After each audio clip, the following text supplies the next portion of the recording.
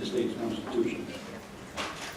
The oath of office that you all have signed comes from this 1849 Constitution. The Arizona law is lesser than the federal one on the books, which is not enforced. The Romans fell when the inhabitants reached 65% of foreigners. That's history. You can't change that.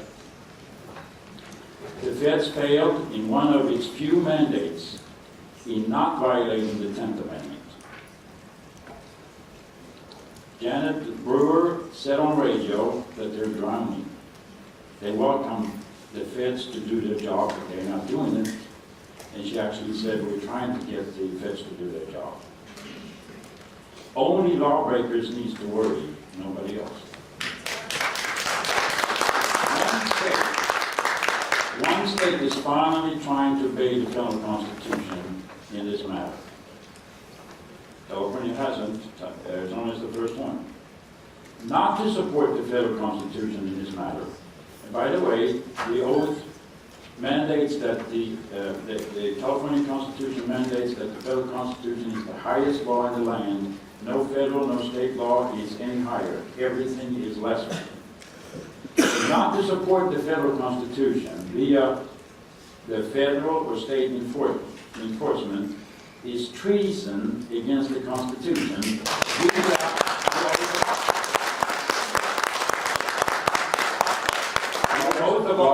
Lars, can we get your final thought, please? Yeah, I got one sentence left. Thank you. Your oath of office requires you to secure the borders, not to boycott. Thank you.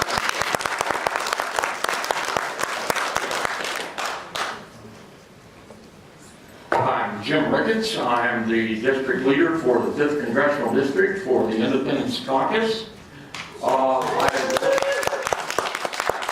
I looked at the Arizona law, I've looked at the California law, and I've looked at the federal law. They're all pretty similar.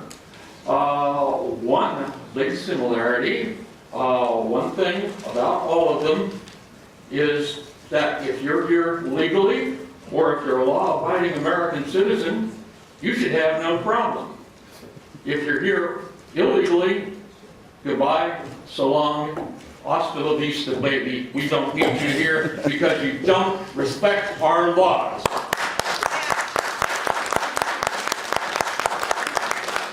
Now, what this city council is seeking to do is to do economic damage to people who are just trying to save their own city and their own state. Well, that works both ways. So, for myself and for many of my friends, you do this to Arizona, we're going to do it to Sacramento. We'll take our money outside of this city.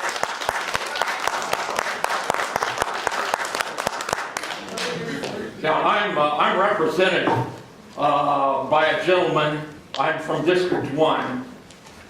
I just give you this. I expect you to represent my views. If you disrespect my views by supporting this law, there's going to be a $100 check to your opponent in the next morning's mail. Thanks a lot.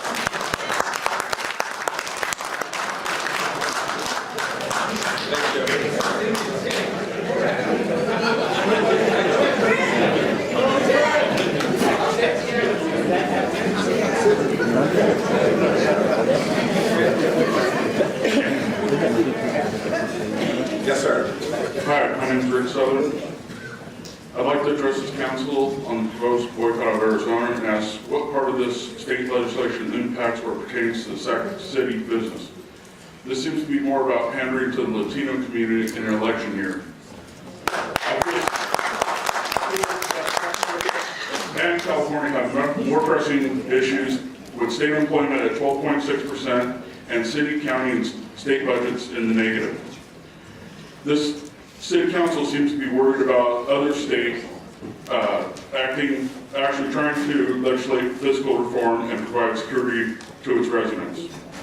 Mayor Johnson, how would you feel if they were interfering with your strong mayor proposal, which they are not? any of their concerns on how you run your city. I'd like to address Councilman Fong and ask, why are you using your political position to push your agenda when you should be focused on local problems and issues? If you, sir, have an issue with the Arizona immigration law, then you should privately voice your concerns under the First Amendment, just like I am. I'm not wasting taxpayers' and city business time. The problems facing Arizona are very similar to the ones we face here in California, and in a lesser degree, Sacramento. The difference is their politicians are not afraid to do the hard work required to serve their legal constituents, and are not worried about offending people that are committing a crime. As I am the chief person agent with the construction company, I'm responsible for spending $20 million annually. I have been given the authority to suspend $6 million annually spent with businesses within Sac City limits and move our future business to suppliers in neighboring counties. As long as they do not boycott Arizona, my suppliers in those cities looking forward to my business should you choose to boycott. In conclusion, as Sacramento resident businessman, I'd like to see the city council focus more on improving Sacramento economically and maintaining the safety of myself and my family, not focusing on other out-of-state issues. Thank you.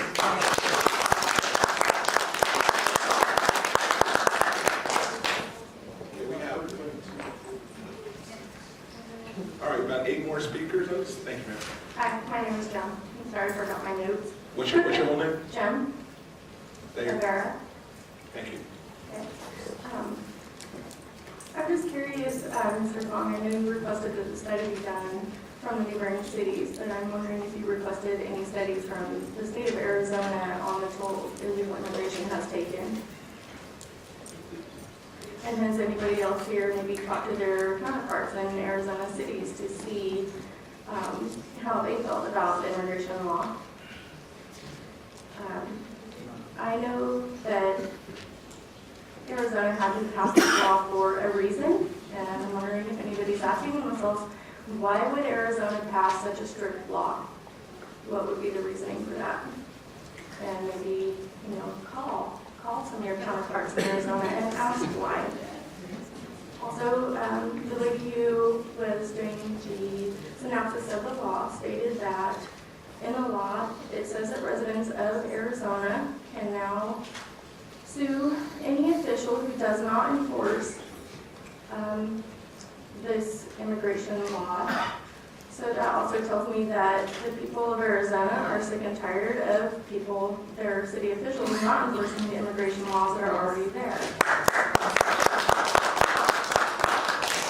So I just really ask that you think about why Arizona would pass such a law. I don't believe it's because they are un-American or want to be un-American. I think the Americans there have had enough. Thanks, Jim. Thank you.